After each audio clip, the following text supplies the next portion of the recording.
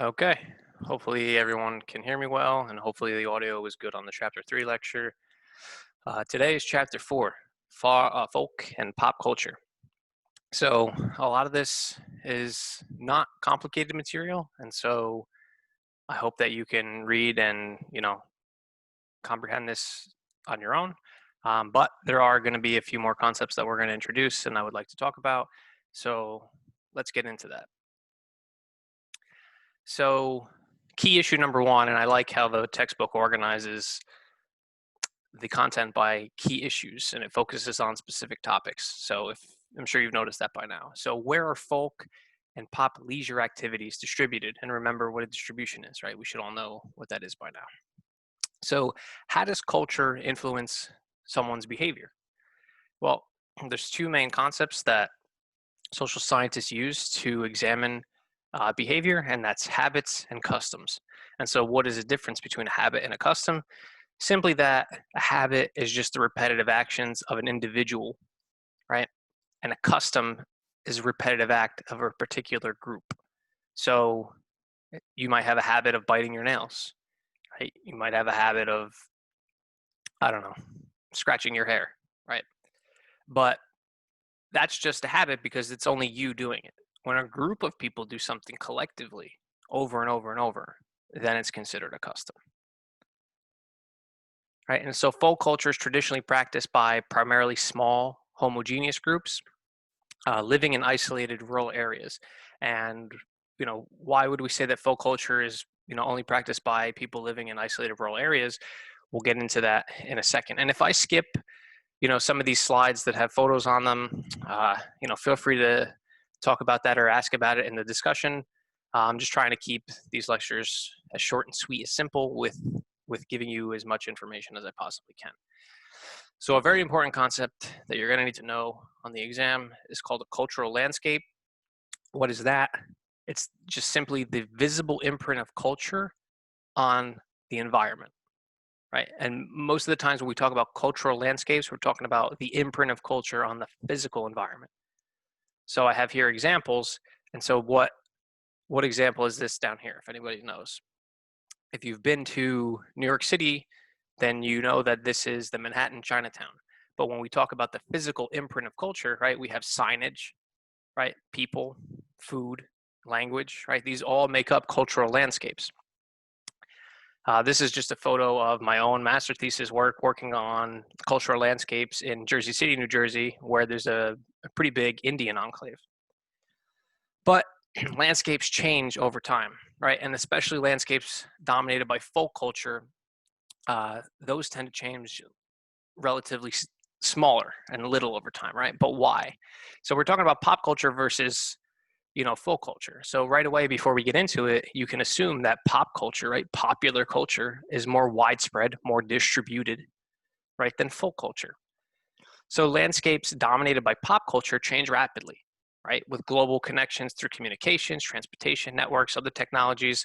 So let's think about some of those examples, right? Again, we point to New York City, right? Times Square is a great example of landscapes dominated by pop culture. Continuous different advertisements, constantly updated advertising, right? And everything's constantly different. The new fads, new trends, right? They're all displayed publicly in places like Times Square. But when we're talking about the diffusion of how something spreads, right? And that's going to be a key term for you to know, diffusion. How something spreads, right? Well, in order for something to spread, it has to originate at a place, right? And we call that origin a hearth, right? So it's different for both folk and pop cultures, right? They have different hearths. So folk is really anonymous, right? And we don't know necessarily where something originated because mostly in folk culture, stories and ideas have been passed down generation to generation, mostly by mouth and, social networks. So they kind of have these undefined origins, right? They may have multiple hearths originating independently. And so as you begin to think about this, it might be, a little difficult to conceptualize, well, how come, anonymous hearths, how can we even say that, that belongs to folk culture if we don't know, right? But there are other ways that we can determine what and what is not considered folk culture, and we'll get into that shortly. But pop culture is usually traceable, right? Number one, because it's popular, and so there's more people with eyes on it. There's more people paying attention to it. So it's usually traceable to either a specific person, right? As in the case of sometimes music, or a corporation or institution in a particular place. Most often, though, pop culture has originated in North America and European countries. And of course, there are exceptions to that, being like K-pop, for example. So let's talk about diffusion and how folk and pop culture spread. So folk culture, as we said before, is in isolated rural areas for the most part. And so that means that typically, you know, the type of diffusion is transmitted usually from one location to another, but usually always through migration. And remember from the previous lectures that migration is a form of relocation diffusion, right? If you want to just recall quickly the types of diffusion that we covered, there was, let's think about some of them, right? Hierarchical, and what was that? Diffusion through power, right? Contagious, and stimulus. And I told you guys not to worry about stimulus, right? But relocation diffusion was the actual physical movement of people, right? Is just another word for migration. But pop culture typically spreads through hierarchical diffusion, right? Power. And it diffuses rapidly and extensively from hearths of innovation with the help of modern communication, right? So YouTube, great mechanism for pop culture, right? I'm not going to cover every slide. I'm just trying to give you guys the ideas of how diffusion affects both pop culture and folk culture differently. So recall from chapter 3, we covered inter-regional and intra-regional, right? And so inter-regional within the same region. So on the left figure here, you'll see the Himalayas. And it's just the overall generalization of the Himalayan region, right? But intra-regional, if we take that same region that's highlighted here, right, and we transpose it over on this image, we can see, according to the legend here, how many different ethnic groups there are living in that region. So what does that mean for folk culture? Well, we know the Himalayan mountains are some of the highest in the world. And so if we have all of these different groups, and I'm on the right side figure here of intra-regional diffusion, if we think about all of these groups living simultaneously in the same region, then why do they become isolated, right? And how do they become isolated? Well, yeah, physical barriers, right? The mountains themselves act as physical barriers to the spread of diffusion, right? So the only way for diffusion to really happen here, obviously without the internet, would be relocation diffusion, right? The physical movement of people. So there's some music, there's some examples through folk music, right? I'm not gonna get into all that. Here's a video of folk music during my own travels to a village in Russia. So you can check that video out if you want to. I'm gonna focus quickly on key issue 2. So we're gonna move quite quickly through this because again, none of this should be confusing, but I want to make the important distinctions between some of the folk and pop culture and how diffusion affects those. So key issue 2, where are folk and pop culture material distributed, right? And so we have the same kind of elements that make up cultural landscapes, right? Clothing, customs, food preferences, and also housing and the style of housing, right? So clothing, right? Garments that cover the face are typically worn by women who adhere to traditional folk customs in Southwest Asia and North Africa. And then we have different various types of face coverings. We have the hijab, which just covers the head, right? And this is an important distinction to make because this is how, stereotypes are formed about through culture, right? A hijab is not the entire body and face covering like a burqa is, right? And so we need to make those important distinctions, especially when we're talking about specific places.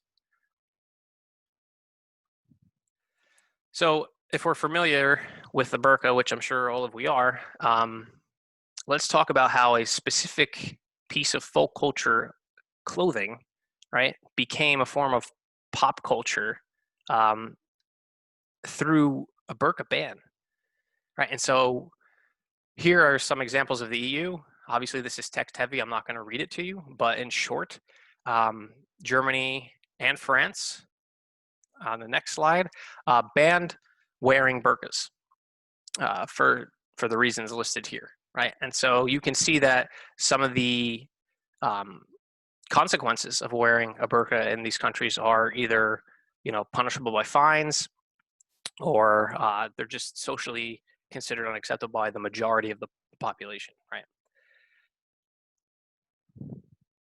Food taboos, right? So elements of culture we're talking about. So we have language, which we'll cover in the next lecture.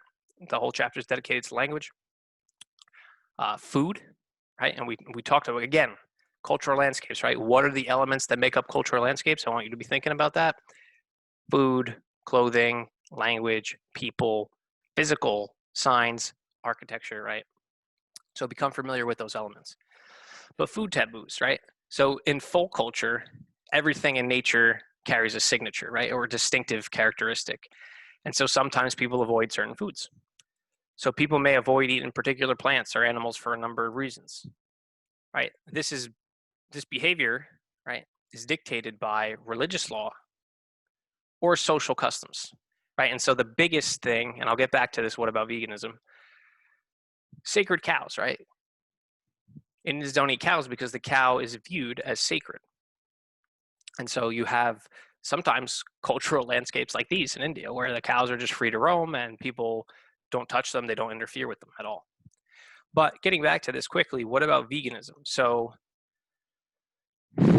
is veganism considered a food taboo, right? So according to this definition, right, the nature that carries a signature or distinctive characteristics, and therefore people may avoid certain foods. Now, several reasons why people choose to be vegan, right? Number one, and I'm not ranking these in order of importance, but I'm just thinking about the reasons why people go vegan. Number one, animal cruelty, right?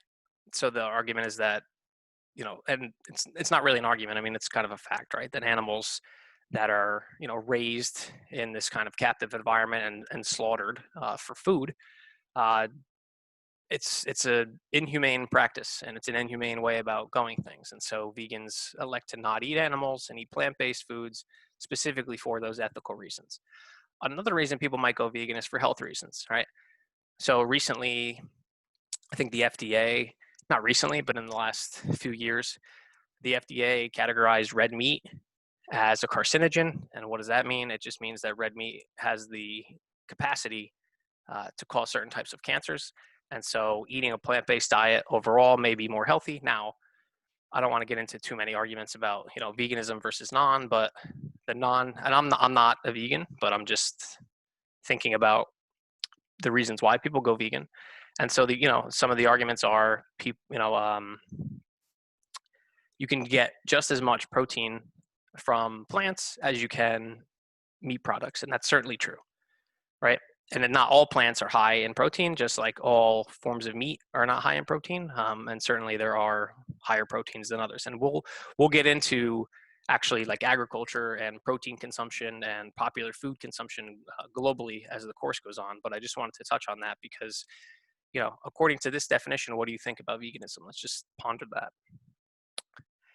But as far as food preferences go, right, regional and global scales, think about Coke and Pepsi. Have you ever been out to a restaurant? They only have Coke or Pepsi. They don't ever have both, right? You ask for Coke, they say, is Pepsi okay? You ask for Pepsi, they say, is Coke okay? Why? Why is that? So Coca-Cola, right, those preferences are influenced by politics. And normally, if you don't know, it's these two companies' policy also as their direct competitors. So, for example, if you wanted to serve Coca-Cola in a restaurant, Coca-Cola will say, okay, you can buy Coca-Cola products from us, but you cannot if you're already selling Pepsi and vice versa, right? But where is Coca-Cola preferred? Right, Russia and Europe, it's very popular. But at the end of the Soviet Union, Coca-Cola enters the market and is quickly preferred because Pepsi was associated with the communist government. So there's a little more history to that. If you want to read about it in your textbook, it's pretty interesting, but I'm going to keep going forward here. Here's a map that visualizes what I'm trying to say. So popular food preferences, Coke versus Pepsi. And over here in the red, right, is 75% market share held by either Coke or Pepsi, right? And so the red-orange, color arrangement is for Coca-Cola, and the blue purplish is for Pepsi. So as we can see on a global scale, Coca-Cola is more popular than Pepsi.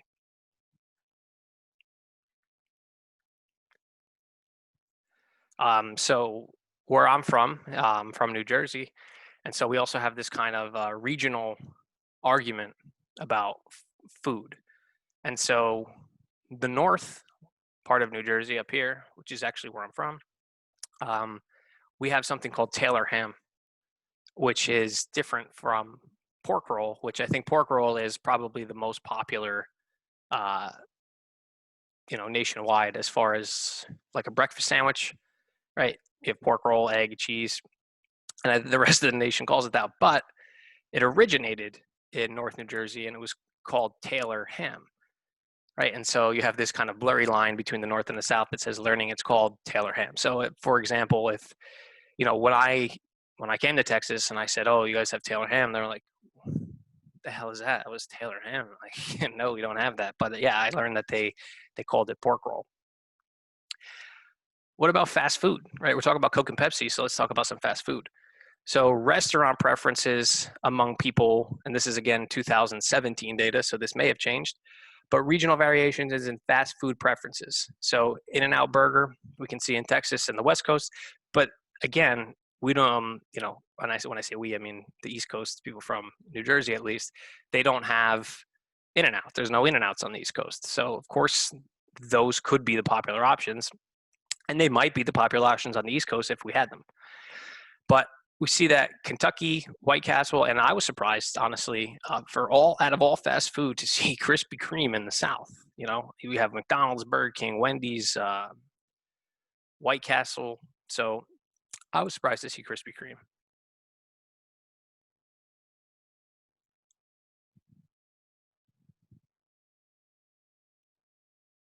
Okay. So on here, when it says next class, again, these are the PowerPoints that if I would have made these lectures in class, we would have ended the class on slide 42 and then have begun the next class on slide 43, which picks up on key issue number 3. Why is access to folk and pop culture unequal? So things we're going to talk about quickly are diffusion of the internet and TV, diffusion of social media, and challenges in accessing electronic media.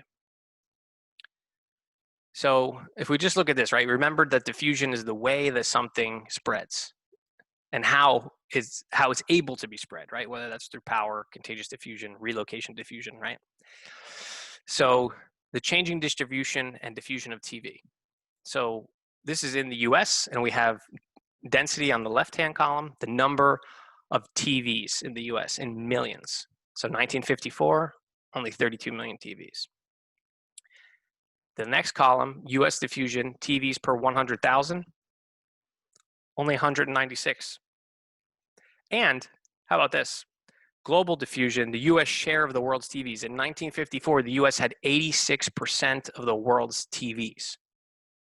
Fast forward to 2005, they only have 16%. Why? Diffusion, right? It's spread. So this is an exercise that I would have done in class, but if you want to, do it just to help yourself conceptualize, what we're talking about, the US has slightly less than 1 TV per person. So does your house have more than 1 TV or less than 1 TV? Why might you have more or less than the national average? Think about that. Right, and that is related to culture and lifestyle. But how about the internet? 1995, most countries didn't have the internet. And so the US comprised of 63% of the whole, total users. But in just 5 years, after 1995 to 2000, internet users increased rapidly in the US from 9% of the total population to 44%. So in 1995, only 9%, only 9% of the US had internet. By 2000, it's 44. And the global increase was greater, right? So the US goes from 63% to only 35%.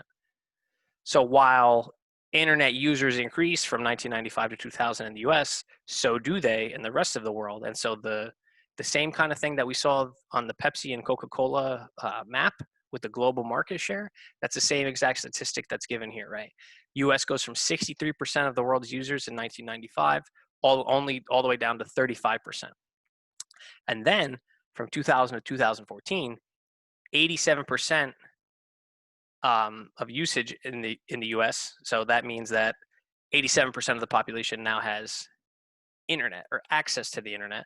However, we're going to see that as time goes on, this number actually decreases and less people have access to the internet. And you might be thinking, why? All right, so globally, the US is now only 10% of all internet users, while China accounts for 22%. Right, and the same thing here, right? If you want to help yourself conceptualize how diffusion is influencing these distributions, right, over time, which is what distribution over time is, what a pattern, right? You can see the time series data here on slide number 50. Let's talk about social media, right? Something that I'm sure you all use. US dominates Facebook users because China's banned Facebook, but China uses WeChat. So restricting the freedom to use the internet is a major issue in some countries. Right, 2014, India becomes the second largest country of Facebook users with 100 million. How about currently? What does that look like? Well, before we get to that, this is 2018 data. So India is the majority now of Facebook users, and the US is slightly behind. So India, if you don't know, has 1.4 billion people, and the US has about 330 million. So that says something about access to the internet, right? 250 million Facebook users in India is a substantially less proportion of the population, right, than United States users. Almost 2 out of 3 people have Facebook in the US, not compared to India, right? And then some of the other statistics are given for other countries here. But let's talk quickly about challenges in accessing electronic media. So some governments are concerned with citizens' use of social media, and they control that by banning or limiting the technology, right? As we just saw that China bans Facebook, and other countries kind of do the same, or they choose to censor and filter the internet content. So there's certain things that you cannot post on the internet due to government regulations. And sometimes, depending on the levels of censorship and government authority, the governments surveil and harass or even punish internet users. And so with that being said, let's talk quickly about what exactly gets banned, right? If countries are restricting not only access, but the content, what exactly are they filtering? Well, as you might have guessed, political content that expresses views in opposition to the current party in power. But there's also social content related to maybe societal or cultural taboos, right? Sexuality, gambling, drugs, alcohol, and socially sensitive topic perceived as offensive. So let's think about why they're received as, offensive, and let's think about power and those relationships in power and how those form and continuously maintain these kind of social taboos. And lastly, security content, sometimes related to armed conflicts, border disputes, movements, and militant groups. We're seeing more and more of this now, especially in the US. So this photo is a retroactive punishment for a man that drinks alcohol in Iran. So if you don't know, alcohol is completely banned in Iran. It's a social taboo. Nobody, at least publicly, drinks. But this man posted on social media that he had a beer, or I think like a shot of vodka, or I don't remember offhand, but he admitted to drinking alcohol 30 years ago. And the internet, the government surveilled the internet and found him, and this was his punishment. So again, this should be a review now, these two key concepts, but again, culture and folk and pop culture all influence how people are either going to assimilate or acculturate. We have unexpected interactions with pop culture and how it impacts women. So in pop culture, right, the idea, and I don't want to say that this is true because it's not true right now, but the status of women, at least in pop culture societies, is that they're equal to men. When I say equal, yes, human beings, right? But pay wise, not the same. Gender views, not the same. Treatment, not the same, right? But we also have dowries, which are, they're not popular in the US, but they are popular in other countries like India. And so what is a dowry? It's property or money brought by a bride to her husband on their wedding day. So pretty much paying the husband to be able to marry him. This used to be reversed. It used to be the husband's parents and the husband paying the bride's family. But in recent years, that got reversed. So I want to talk a little bit more about dowries. So this is a long-established cultural value in India, but it leads to instability and violence. And so this threatens, the government organizations that perpetuate that folk culture, but it also threatens the overall society too. So what exactly does it look like? If a bride's family cannot pay the dowry, which is a payment of some kind of material good or cash to the groom's family, they may cast the bride out on the street and her family may refuse to take her back. Think about that. Husbands and in-laws may get angry over the small size of dowry payments, so you didn't pay them enough, and have killed an average of 8,000 women a year since 2000 because of dowry disputes. Disputes over dowries have led to 100,000 cases per year of torture and cruelty towards women by men, and few men, are convicted. If you remember the case a few years ago, there was an Indian woman riding the bus, and she was gang raped on the bus, and none of the men that raped her were held accountable. So again, when we talk about how in pop culture societies we have this idea that women are equal to men, and so in countries dominated by folk culture or religious ideologies or cultural ideologies, those same statuses don't equate, and the treatment doesn't equate. And so while in the US we see the biggest and most obvious, I think, is number one, the dismissal of women's rights overall, but also equal pay. So, discounting women's previous experiences and also the unequal pay is probably the most popular thing that we see in the US as far as the status of women and how pop culture influences that, but it's different in other countries, right? And so we see that in reflection of things like dowries. And so lastly, we're talking about pop culture, and pop culture creates popular landscapes. So let's take a look at this photo. Uniform landscape. It's called the uniform landscape. If the caption on the bottom didn't tell you that was Florida, you could easily assume that was San Marcos, right? If you want to nitpick, you might say, no, there's not a Dunkin' Donuts, and but you just take that away, and obviously there's no more Hesses around, but this could be anywhere, right? This is what we call a popular landscape because these particular, establishments are the most in demand, right? McDonald's, very popular, despite, the growing number of vegans and health conscious people in the US. I will say that McDonald's has closed hundreds of stores in the US, but they're also expanding internationally. So that trend has not hit the international scene yet. So the US may be honestly our hearth for healthy eating and veganism, right? We can say that. But creating these popular landscapes, what's an issue with that? It takes resources to build these popular landscapes, right? And not just physical, landscapes like we see here, but also, environmental landscapes. And so we have the example of like Scotland and the US golf courses. So on the left, you see Scotland as a normal, natural golf course where they don't really do anything to maintain it because this is just this natural environment, right? But on the right, you have a golf course in Nevada that obviously requires a lot of water resources to maintain this, right? And that's kind of evidenced by the complete surrounding area is completely arid, right? And so when we think about pop culture and we think about popular landscapes, it's also important to think about how much resources went in to creating those popular landscapes.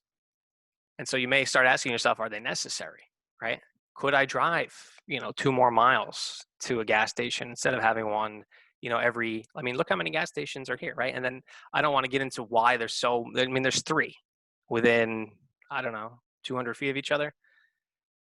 Obviously it's a marketing and, economic strategy to place similar establishments next to each other for competition, right? So maybe what we don't see in this McDonald's focus is, that we don't necessarily see the Wendy's in the background, or we might not see the Taco Cabana next to it, and we might not see the Burger King across the street, right? But it's not a coincidence that all those establishments cluster together.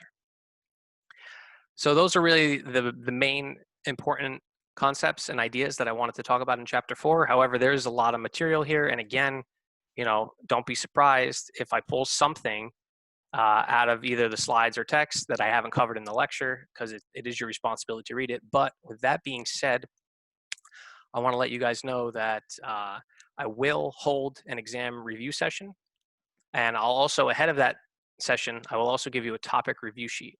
So for example, I'm going to give you specific topics that we've covered so far up until the exam. You can come to the review session, ask questions, and fill in that sheet, and that sheet should help you tremendously on the exam. So don't feel flustered or don't feel nervous if there's a lot of material here and you're saying, yeah, I'm reading, but there's just so much information, I don't know what to focus on. So you can really focus on what I'm trying to cover, the main ideas, and elaborate on important concepts, because again, as I've said numerous times now, concepts are the way something works, and it's an idea about how something works. And so those are going to be the main things that we're focusing on, because in order to understand concepts, right, then we cannot understand all the other factors that go into that concept. So the next chapter is going to be on languages. And again, I'm going to try to, do it the same way I've been doing it. Just focus on what the important things are, and don't worry, I will always let you know what will be on the exam. And that being said, I will create shortly a discussion thread on Canvas so we can discuss the chapter 4 content.